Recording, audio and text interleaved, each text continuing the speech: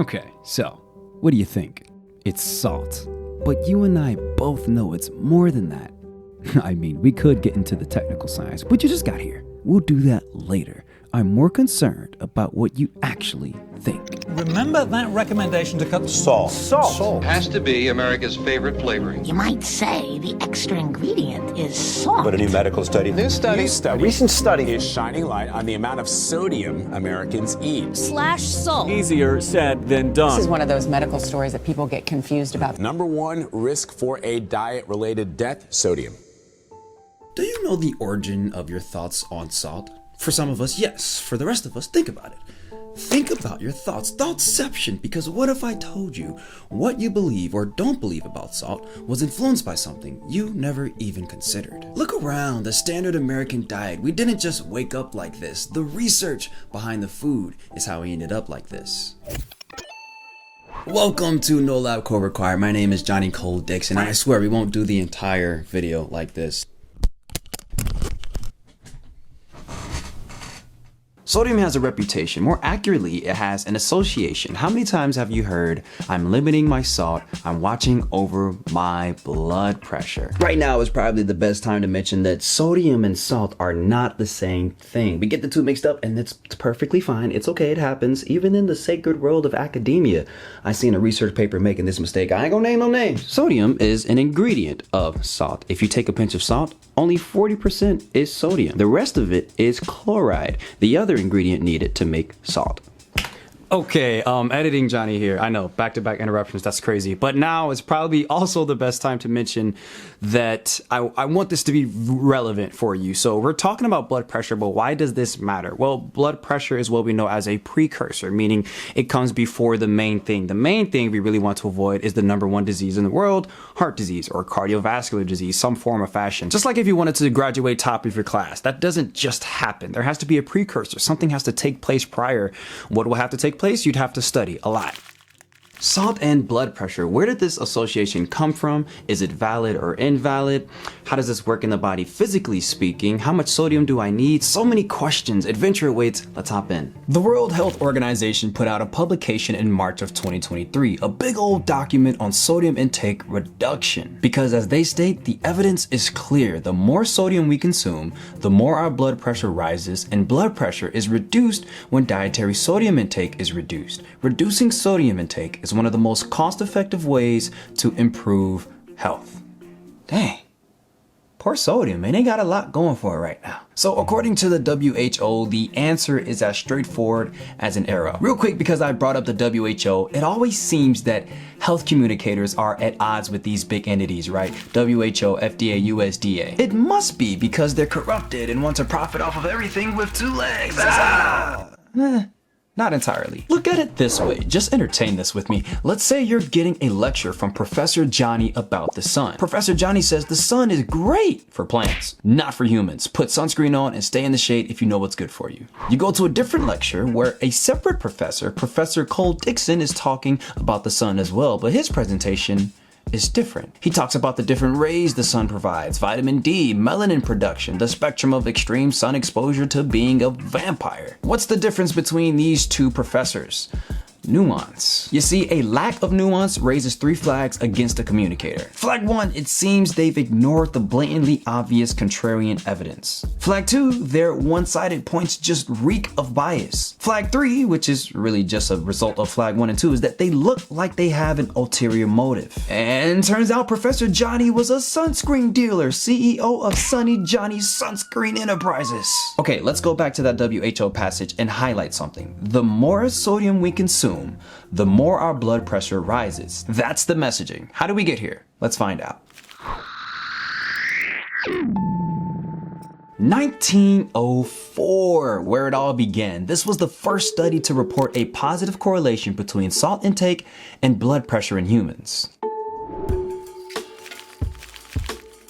Two French researchers gathered 6 patients and noticed an increase in salt intake was associated with a rise of blood pressure. Interestingly, the researchers also observed that some of the patients' blood pressure barely budged after massive salt intake. And the researchers wondered perhaps there's an internal factor that modulates the blood pressure from one person to another. Possibly, what made these two groups have totally separate responses to high salt intake? We'll get to this later. This was a novel finding. The French researchers were going to advance their field greatly from this one discovery, but they were rebutted only 3 years later by a German researcher who opposed the findings of the French. He was skeptical of the salt blood pressure relationship. He called out his French peers as wrong and labeled their experimentation as flawed. There it was in the early 1900s in black and white, two opposite findings, two opposing sides, the pioneers and the skeptics. Sounds like a good baseball game. This is when the salty saga, the great debate, officially began. You're given the options when you grocery shop. You can get the regular item or you can get the item's low sodium cousin. It'll read something like low sodium, light, or less salt. When food companies take an ingredient out, it's usually something we've all agreed upon is generally not great for humans, right? Like high fructose corn syrup. But salt, as this academic commentary states, is the only essential component of mammals to have obtained an unattractive status. The war on salt may have found its footing in the early 1900s, but it wasn't until 1960 when a man hailing from Long Island, New York, by the name Lewis Kitchener Dahl made everybody pick a side. Dahl published 2 studies, one in 1960 and one in 1962. Which is like back-to-back in scientific standards, 2 back-to-back albums, holding it down from the 6.0 to the 6.2. These 2 studies are what many consider to be the seminal point. This is when the salty saga really started to heat up. Study number 1, Dahl had been doing some observational work with salt intake and populations. He traveled around the world with a small elite task force to perform a duty of the utmost importance: collecting pee. That's right, the 24-hour pee test is the gold standard for measuring a person's sodium intake levels. Over 90% of sodium is excreted through the kidney. Considering you're healthy and didn't just come off of a mean game of badminton or an intense game of chess, anything, you'd sweat significantly because a collection of the last 24 hours of your urine says a lot about where your sodium is at. Dahl and his team collected data from the US, Northern Japan, Southern Japan, Marshall Islanders, which is somewhere in the middle of the ocean, and finally Alaska. The Alaskans averaged less than 4 grams of salt consumption, the Marshall Islanders about 7 grams, the Americans about 10, the Southern Japanese 14, and the Northern Japanese 26 grams. He then measured up these folks' salt intake against the prevalence of high blood pressure, which he indicated as 140/90. I'm in an extremely uncomfortable position. Before we get into Dahl's results, for my folks who could use a little bit more insight on blood pressure, the measurement of blood pressure is expressed by 2 numbers called systolic and diastolic. Okay, sweet beans, what are the numbers actually telling us? So when our blood travels throughout the body, it's being pressed up against the walls of our blood vessels. And I know that sounds a little violent, but our blood vessels are perfectly capable of handling this. When the heart is actively pumping blood, we get systolic pressure, the high number, because our blood just zoomed. In between heartbeats, the heart's relaxed and we get diastolic pressure, the lower number when the blood isn't zooming as much. This is the only place where you can define blood pressure with the word zooming. Stay in school. Dahl's results, we get them in 1960, and you guessed it, a near perfect correlation between sodium intake and prevalence of hypertension. The more salt you ate, the higher your blood pressure.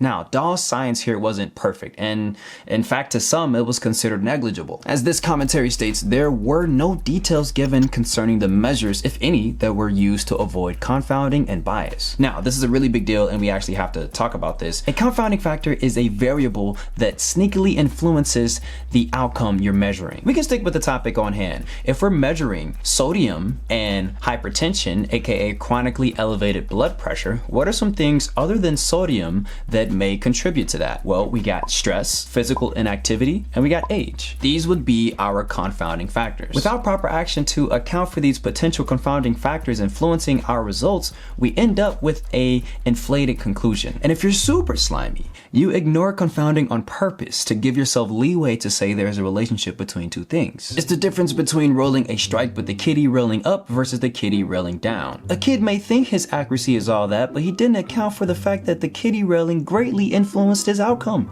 He would have been guttering it up. It's based on a true story. I was kid. Now, we can pick apart Dahl's research all day, and there's been plenty of old researchers to do just that. But this first study wasn't important because of its findings, but because it showed Dahl's beliefs about salt. You see, Dahl's paper plainly revealed what side of the fence he was on when it came to salt, categorizing it as a subtle lethal agent and putting it in the same light as fallout and carcinogens, later comparing it to fat, cigarettes, and alcohol. This was essentially Dahl's entry into the conversation, right? This was Dahl arriving at the pool party. But this next study, the 1962 one, was like him jumping into the pool, cannonballing, and splashing everybody. How'd you like that one? I was not following. Sounded pretty descriptive though. Study number 2, Dahl's 1962 study. This would be the one to effectively change the way Americans ate. Before we get into that, I did want to say that I thought I had a solid understanding of how big of a deal this salt thing was. Usually, my research phase for a video can last anywhere from 2 days to 2 weeks. This took much longer than that, but rummaging through all of these old salty research papers, I started to understand how big of a deal this was when I came across this. The Political Science of Salt. Written by Gary Tobbs, it illustrates the territory we're about to embark on. The salt controversy constitutes one of the longest running, most vitriolic, and surreal disputes in all of medicine. On the one side are those experts who insist that the evidence that salt raises blood pressure is effectively irrefutable. On the other side are those researchers who argue that the data supporting universal salt reduction have never been compelling. You see, I wanted this video to be like flipping a coin, right? We all just want one answer. Believe me, I know. How cautious, if at all, do we have to be over our salt intake? Is that too much to ask? It shouldn't be, but it is. Why is that? Well, there's 2 reasons. One we'll get to later. It's scientific, but this one, it's about ideology. You see, the study that opened up the salt saga in 1904 was monumental because of new revelation. We learned that salt may have something to do with blood pressure. As time passed, hypertension quickly became an area of high focus because it was recognized as a precursor to the #1 disease in the world: heart disease. So many studies were done, money was poured in, resources were poured in. We need answers. And guess what? We got them, but we started off so dang tribal about salt that it became less about the science and discovering truth and more about picking a side. The moment we pick a side is the moment we engage with science's greatest enemy, and that is confirmation bias. The mind under the veil of confirmation bias is so fascinating. We become so fixated on the thing that we believe or are convinced of that we will go to any length to prove that we're right. Usually to ourselves. To heck with any evidence that says otherwise. It's either black or it's white. There's no room for gray. And ignoring nuance affords us the luxury of being right. Bias can come from an agenda or it can come from straight up ego. Either way, we've made an absolute mess. Every government entity, every health communicator, every salty researcher has staked their position and gave guidelines. Either 1, 2, 3, 4, 5, 6, or 7 or 8 grams of salt a day without regarding the nuance. And when we go deeper into the science in a bit here, we'll understand why this is such a huge mistake we've been making. So back to the Lewis Kitchener-Dahl study of 1962. Study number 2, what do we got? We got rats, varmint, rodents.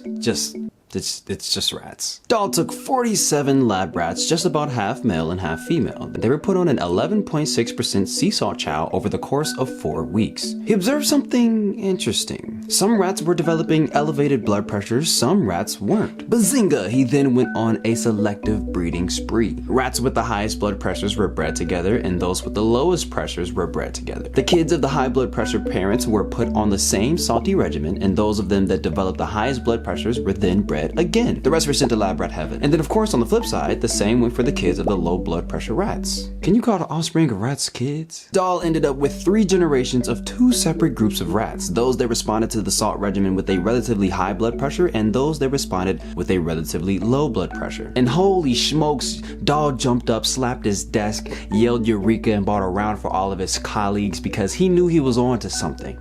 I mean, there's no evidence he actually did that, but could imagine. His rats that responded with high blood pressure from excess salt were coined salt sensitive. His rats that responded with low blood pressures were coined salt resistant. The results were published and it made absolute waves. I mean, as much as a scientific white paper could make, am I right? But the paper was so big and so impactful because it established the idea of salt sensitivity. Let's break down salt sensitivity, but first you're probably wondering if Dahl's 1962 study was better than his 1961 study. Let it be known that there has never been a single research paper published that did not undergo criticism. I mean, the world of academia is absolutely cutthroat, but for some reason when it comes to salt, it's cutthroat ear, arm, and leg.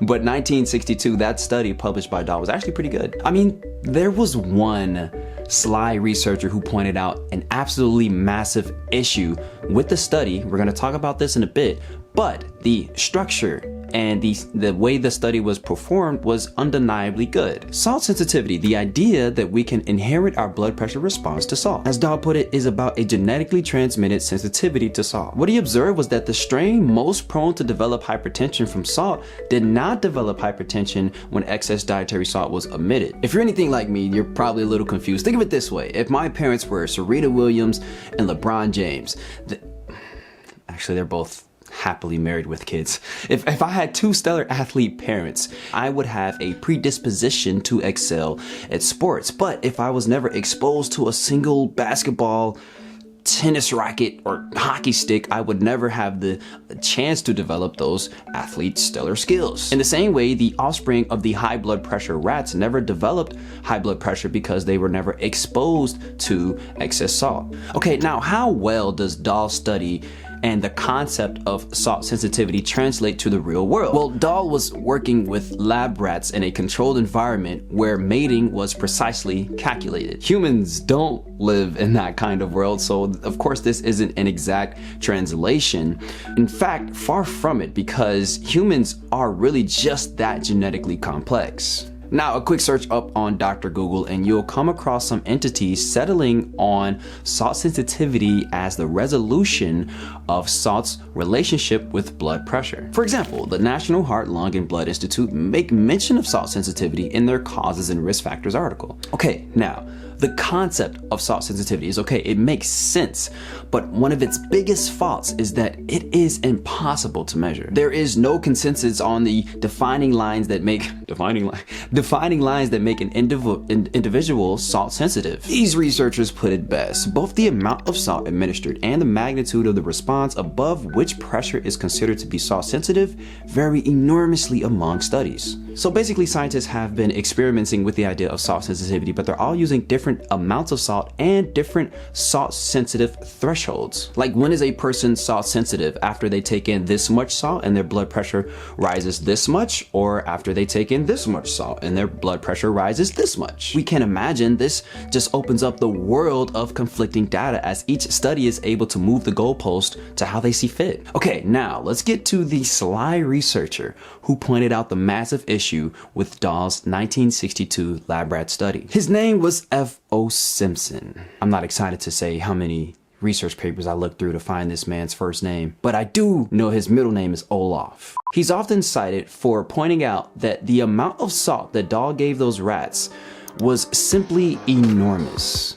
According to Simpson's calculations, if you translate the amount of salt consumed by the rats and you make it relative to a 150-ish pound man, that man would be ingesting 560 grams of salt a day. That's like knocking back 75% of an Umbrella Girl salt container a day. That's over 215,000 milligrams of sodium. Now, I did some more rodent research to find out if his calculations were accurate, and from what I can judge, his formula was a little inflated, so I cut it in half. And obviously, we're still talking about a ridiculous amount of salt at 280 grams of salt, or 107,000 milligrams of sodium. So Dahl's 1962 lab rat study, on the one hand, it says a lot about the power of genetics. On the other hand, in order to achieve hypertension in those rats, he gave them just flat out buku loads of salt, unrealistic to the amount any human would ever consume. So the study has a twang of deep value and a few sprinkles of irrelevance. What do you make of it? Doesn't matter, because Dahl Dahl and his rats quickly became the salt reduction champions of the United States. If you're talking salt and hypertension, you're talking Lewis Kitchener Dahl. He quickly became the front-running scientist for limiting salt. His influence started to reach beyond just the scientific community. Now, the government is getting involved.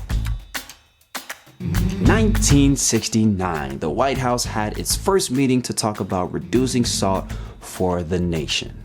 And in 1972, the National Heart, Lung, and Blood Institute sponsored the National Blood Pressure Education Campaign, the first campaign. America is starting to get the message, and this campaign did not come out of nowhere. Just earlier, in the same year, Dahl released one of his most controversial papers yet, Salt and Hypertension. It was a mix of a commentary and a review, and in it he revealed that this was about more than just the scientific facts. Dahl wrote, "Chronic heavy salt user resembles the heavy cigarette smoker in that evidence for continued use always seems valid to him.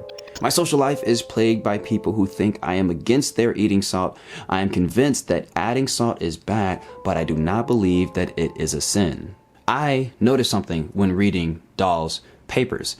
He had a repulsion for adding salt. The literal action of adding salt to a meal, it clearly bothered him. In his earlier work, he came up with the idea to classify people in groups depending on if they added salt to their meal or not. Those who added salt without tasting food were classified as high intake. Now, this is a hilariously fallible way to classify people, and Dahl would acknowledge that. But what this does is it unmasks the theory that Dahl is driven by. The salt that is present naturally in a food is all that is necessary. Any salt added after that is bad. That's right, completely unsalted meals for the king of salt reduction in America. And he was standing 10 toes down. You couldn't shove him off his position if you were coming in at 6'5" and 280 pounds. As he wrote, "I've never seen a new hypertensive patient who was on a low sodium diet, all protestation to the contrary notwithstanding." What? In other words, Dahl was saying that he believed his conclusion to be true regardless of any evidence you brought to his table to say otherwise. And Dahl's immovable position seemed to have rubbed off on the government. You see, we may think that we have lower sodium options at the grocery store because the public spoke out and demanded better, lower salt options or else. But no, that didn't happen. Low salt labels aren't a result of the public's cry out, but a direct result of the government's numerous initiatives. You see, it wasn't just the WHO or just the NHLBI. After that 1969 meeting, everyone got involved. The USDA, FDA, ADA, AHA, AMA, NBA. I mean, the list goes on. Agencies comprised of scientists, doctors, health professionals, agencies I'd never heard of. The media got involved. This was a nationwide effort from every relevant corner of the entire government. The government tasked food industries to emphasize low sodium labeling and to make more low sodium options. Low salt labeling started to appear in grocery stores all across America. This was one of the most grand dietary movements to ever take place in the United States. Okay, so back to thinking about our thoughts. We didn't get this from staying hip to the latest research. Most of us had no idea what was going on in the 70s, but all of us have been in the grocery store. When you see a food and you see the low salt alternative, you cannot avoid the thought that this ingredient cannot be good for me. Now, multiply this by the media influence on the topic, multiply this by what your friends and family say about salt, and we may not have paid attention to it, but most of us have subliminally villainized salt. You see, we had the order all wrong. The research started it all, which then influenced the government, which then charged food industries, which then influenced us.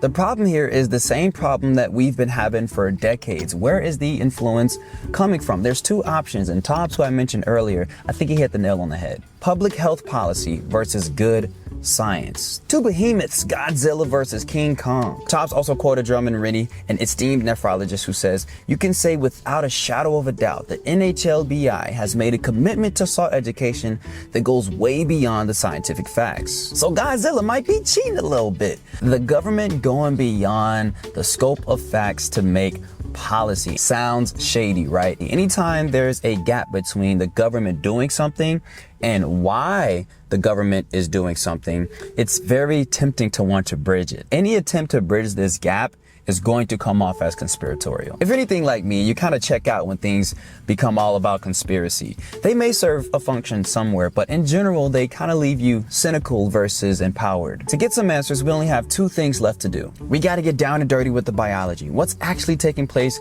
in the body between sodium and blood pressure. Then we got to look at the science, the big picture, and come up with a salty verdict. Hey, fun fact, did you know I make these videos all on my own, completely independent? And I'm not saying that for any reason other than the fact that I've read that some of you guys think that I have a team. I don't. It's just me. But I do have my supporters, you guys, and we still haven't come up with a community name, but I think we're onto something with this hat. It's yours. It's available to you. Check it out in the below. I almost had it one take. Check it out in the link in the description. Sodium and hypertension, a large part driving the confusion behind the topic is the question of how. If sodium is affecting blood pressure, then how? What mechanisms are at play here? As this review states, pathophysiologic mechanisms leading to increased blood pressure values have been long time debated and have not yet been completely elucidated. In other words, the connection between sodium and blood pressure is an intricate one, and no one has been able to say with 100% certainty that they know exactly what's going on here. There are really three theories we're going to go over here, and it may be time to sit up and lean in because this first one is packed with stuff we got to talk about. Most folks, including a lot of scientists, believe in this first theory, and that is the water retention theory. We know sodium as an electrolyte. We know a trait of electrolytes is that where they go, water follows. With this, we can assume that an increase of sodium leads to a retention of sodium, which leads to a retention of water. The kidney is only letting out so much free water as it wants to keep some so we aren't too salt concentrated. We end up reaching this steady water retained state.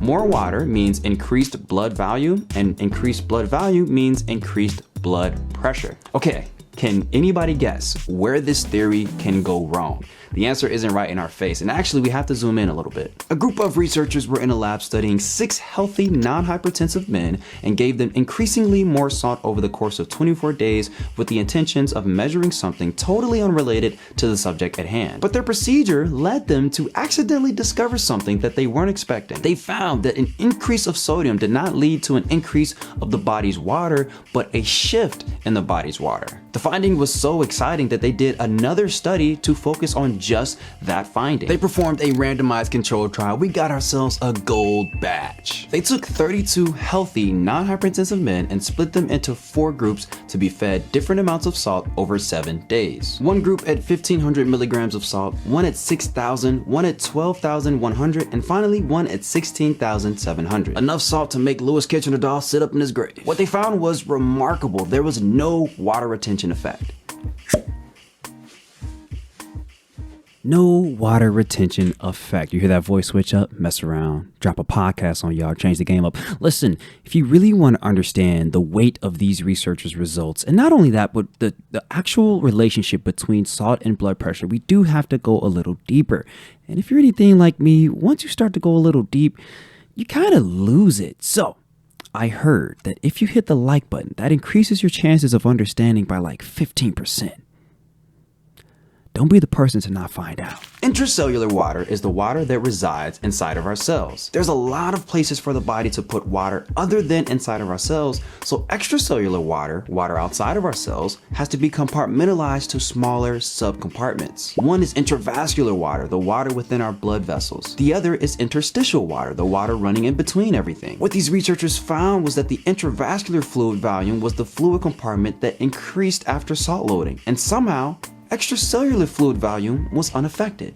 Now, when I say I was befuddled reading this, I was absolutely befuddled. How can something that is within something increase in volume, but the whole entire thing doesn't increase in volume? If we picture this out, it's like having one big balloon and inside of it are 2 smaller balloons. One of them increases in volume, but the big balloon's volume doesn't change. How can this happen? Well, the researchers found there was a shift of the interstitial fluid into the intravascular fluid, like one little balloon giving air to the other. The researchers also found this experiment to have no effect on the participants' blood pressure throughout the study. How? Intravascular fluid increased, which means blood volume increased, which means blood pressure should increase, right? The researchers mentioned after a high salt meal, the blood volume is going to increase. It seems for healthy individuals, this effect is temporary, or what we call transient. As the researchers noted, this increased blood volume lasted for only an hour or two. This is me saying this, not them. I believe they didn't find an effect on blood pressure because it's not like the blood pressure never budged during the study, but they said that they measured it in the morning, not directly after salt loading, which would mean that the participants' underlying blood pressure throughout the entire study was unaffected. I told you to lean in and buckle up. Now, how can the body hold more sodium yet not retain a corresponding amount of water? Researchers hinted at a non-osmolar storage of sodium, meaning sodium in the body that is not impacting water balance. This is absolutely buck wild, this ninja sodium in the body. If we dove deeper into this, we'd be steering way off of the course of this video, but we're starting to enter the territory of understanding just how complex this relationship between sodium and blood pressure actually is. This isn't the only research paper that shakes things up. We're learning and discovering that sodium handling, how the body handles sodium, it's much more dynamic than what we thought. Theory number 2 is a popular theory introduced by a scientist named Guyton in 1991. He explained that the kidney and its related system is really the judge of if we undergo high blood pressure from excess salt or not. The kidney is closely intertwined with hormones, enzymes, and other little things that tightly regulate fluid balance, the tightening and widening of blood vessels, as well as blood pressure overall. To keep things simple, we'll refer to this as the kidney fluid system. The kidney fluid system is one of the systems in charge of keeping the body in homeostasis, aka a state of physiological balance. The Guyton theory goes as follows. Increased salt results in increased thirst results in increased water drinking to balance it out. This increase in body fluid leads to increased volume of the blood, which then increases blood pressure. He says as long as the kidney fluid system functions normally, we can eat either extremely small amounts of salt or as much as 50 times as much without a major alteration in blood pressure. By this theory regarding blood pressure, a person's salt sensitivity could be determined by how much of a bottleneck or a handicap a person's kidney fluid system is. In the sense that if a person's kidney cannot pee out enough sodium to keep things balanced without sufficiently raising the blood pressure, then that person is more salt sensitive. Now, the Guyton theory is one of the most recognized theories there is, but it is not the walk-off home run answer. There's still a lot of nuance going on here. Theory number 3 isn't really much of a theory. It's just an excuse for me to bring up the sympathetic nervous system because our nervous system is all up in the mix of this relationship with sodium and blood pressure. The sympathetic nervous system is in charge of our fight or flight mode, the mode that activates when we're stressed, in danger, or highly active. This mode is always on, just in varying degrees. Its activity is heightened when you're getting ready to skydive out of a plane, and its activity is lessened when you're winding down with some bedside reading. The sympathetic nervous system is the major system behind our blood pressure responses. This study on lab rats found that after a high salt regimen, it wasn't the salt itself that increased blood pressure, but an overactivation of the sympathetic nervous system that made the rats more sensitive to the salt. Another rat study, I mean, take it how you want, but I could not possibly create this video without mentioning the sympathetic nervous system, which, quick tip, we can directly influence by breathing. I always say there's a reason we are designed to control what is otherwise automatic in breathing. Again, not going too deep here, but I want us to get into the headspace of what all is going into this. There's a reason you never heard of how salt and blood pressure are connected, because how can we even explain it in just a few sentences? But there is something going on. It just isn't as linear as 1, 2, 3, ABC. It's more like 1, 2, %, X, up, left, down, down, right. Now, we have to ask the question, if the connection between salt and blood pressure is so not straightforward, then why are our instructions so straightforward? Reduce your salt intake. With one of the most cited recommendations being the WHO, less than 2,000 milligrams of sodium, that's 5 grams of salt. That's about this much. Not a salty pebble more. That's it. I may have an unpopular opinion here, but I don't think there's anything inherently wrong with the prescription of less than 2,000 milligrams. However, I do believe it's enormously irresponsible for myself, the government, or anyone to dub 2000 as the magic number. The idea that we could fit every single body on the same less than 2,000 milligrams boat and happily ship that salty sucker off smooth sailing down the river is ridiculous. All right, I gotta clean up all the salt that I spilled on the floor. The salt saga is just like running the 400-meter hurdle race. There is barrier after barrier after barrier. If we want to get the answers that we want, then we gotta traverse over these hurdles. What are these hurdles? Well, it's the research. It's kind of bad and it's getting in the way. Let's zoom out and understand the scope of the issue. Salt, blood pressure. The goal? Figure out if and how they're connected. How can we go about this? We have two options really. Observational studies, interventional studies. In observational studies, we're looking at a population. We assess their salt intake, we assess their blood pressure, and boom, we have our results. There are different ways to go about this, and each method yielding different levels of quality in the results. We can do 24-hour recall. Hey, population of people, us scientists are trying to figure out how much sodium you consume. Please tell us what you've eaten over the last 24 hours. Most of us hardly remember what we had just a few hours ago for breakfast. Not to mention, this method only captures one day, and unless the entire population of people is the type to sling together the same ham sandwich every single day for lunch, then one day just won't cut it. 24-hour recall, trash. We could do food records. Y'all just write down what y'all been munching on the past 3 days. We're trying to measure your sodium. This is prone to bias, and it's hard to get a large group of people to adhere to this method, especially if you don't have them gathered up in the laboratory. Food records, better than 24-hour recall, but still garbage. What about a food frequency questionnaire? Please fill out this questionnaire regarding the food you consumed over the last 365 days. We're trying to look at your salt. This method has similar issues as the past two, plus it's not specific enough. So food frequency questionnaire, the best method to measure sodium in an observational study would have to be collecting pee. Not from just one urine sample, not from just a few urine samples over 8 hours, but it's gonna have to be the gold standard of collecting multiple consecutive 24-hour pee tests. That's the only way to get an accurate snapshot of a person's sodium intake.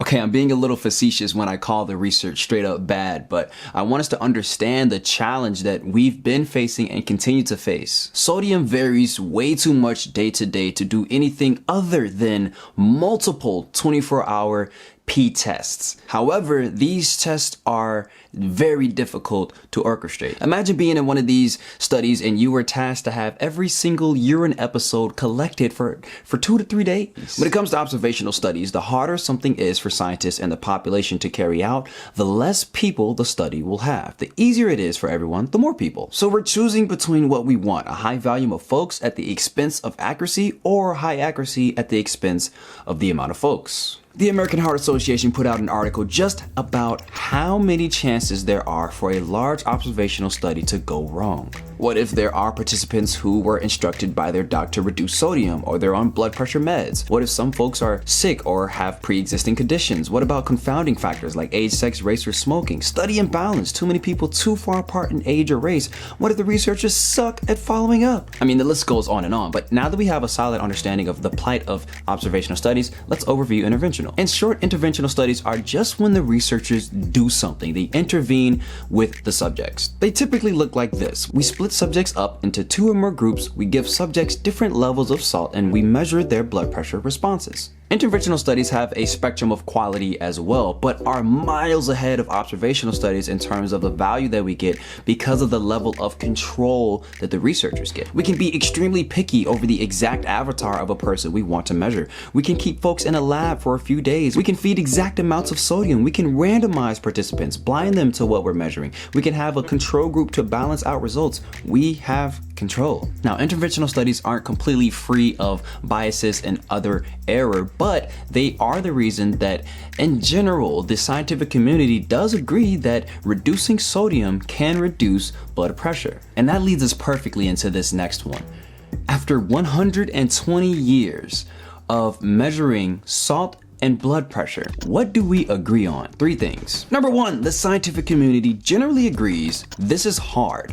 It's really hard to get the number of how much sodium. The National Academies of Sciences, Engineering, and Medicine, or NASM, is a non-governmental independent organization. The nutritional arm of this organization are the folks who come up with dietary reference intakes, information the public receives on how much of stuff we should be consuming. For example, this amount of vitamin A will cover the ground for majority of healthy folks. This amount of vitamin A is probably pushing it. When they can't come up with these exact numbers, they pull out what they call the adequate intake number, which is used to basically say, hey, you need at least this much. There ain't enough evidence to come up with anything else. And you guessed it, I looked at the sodium report and I haven't seen the words insufficient evidence repeated more in anything I've ever read. So they have to come up with this adequate intake number. And in order to do this, they have to look at sodium balance. Sodium balance, if we can measure every molecule of sodium entering and leaving someone, we may be able to get a good idea of how much is physiologically needed. This is so incredibly hard to do that NASM mentioned only 2 studies were able to pull it off, and they said only 1 was rigorous enough. In the end, NASM came up with the adequate intake number of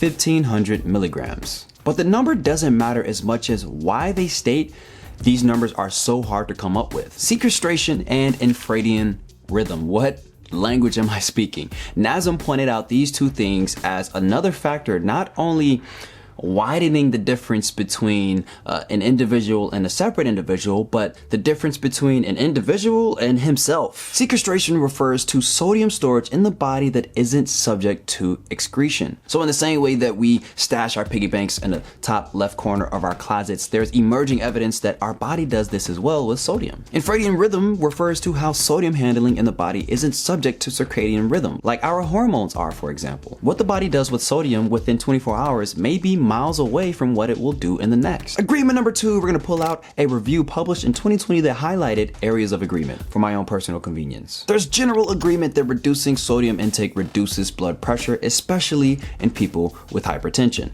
Especially in people with hypertension. An important note, I wanted to highlight something that was said in another review. More studies have confirmed the benefit of reducing sodium intake in hypertensive subjects with a high salt intake. It is unclear whether the remaining more than 90% of the population will profit from a dietary sodium restriction. It would perhaps be more correct to start discussing inappropriate rather than excessive salt intake.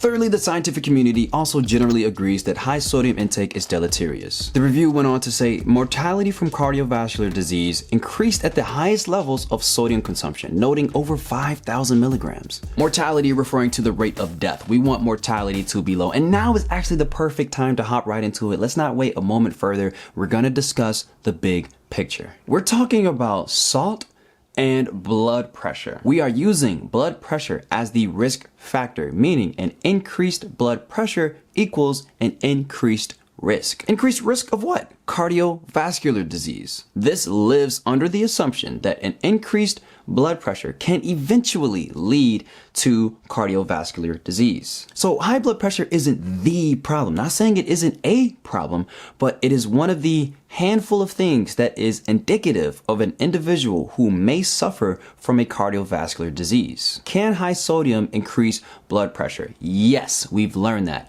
Does high sodium increase blood pressure in every person every time? No, it does not. We've learned that. Sodium has a relationship with blood pressure. Its relationship is not linear for everyone across the board. Sodium is also not the only factor modulating blood pressure. So sodium cannot be the sole reason we would develop cardiovascular disease. Why do I bring this up? Because we've made it all about salt. But when we bring up the increased mortality rate of individuals consuming these levels of salt, we have to ask, where are they getting this salt from? 450 adults, Alabama, California, and Minnesota. Equal numbers of men and women from each ethnic group of blacks, Asians, Hispanics, and whites were assessed. They found that over 70% of the sodium consumed was from processed foods.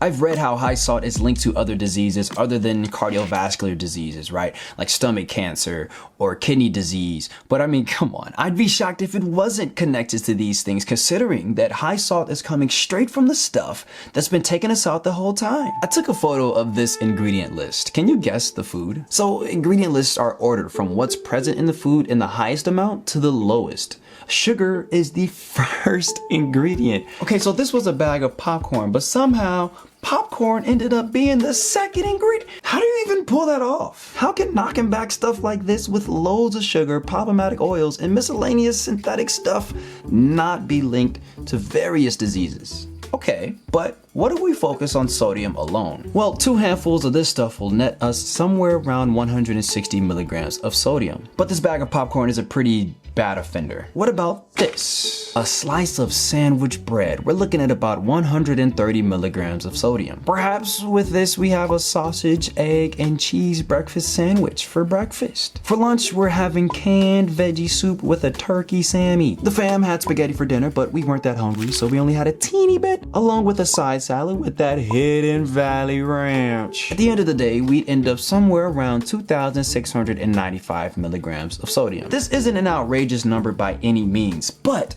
that's actually not the point. Look at it this way. Popular strawberry flavored breakfast bar, strawberry. Potato chips, potato. Canned tomato sauce, tomato. Naturally, Whole Foods ain't coming along with a lot of salty baggage. From the farm to your plate, who has more input on your food, you or the food industry? The more responsibility over our food we relinquish up to the food industry, the more salt our food will end up having. Some of the saltiest of the bunch being cured meats, canned items, and bread adds up as well. The food industry needs to add salt for a ton of reasons. Preservation, flavor, helps with coloration, and even texture for some foods. Okay, don't get me wrong here, y'all. It's not as if salt is the reason processed food is bad. Processed food has a lot to be desired. The problem is the same problem America's been facing from the jump. Too much.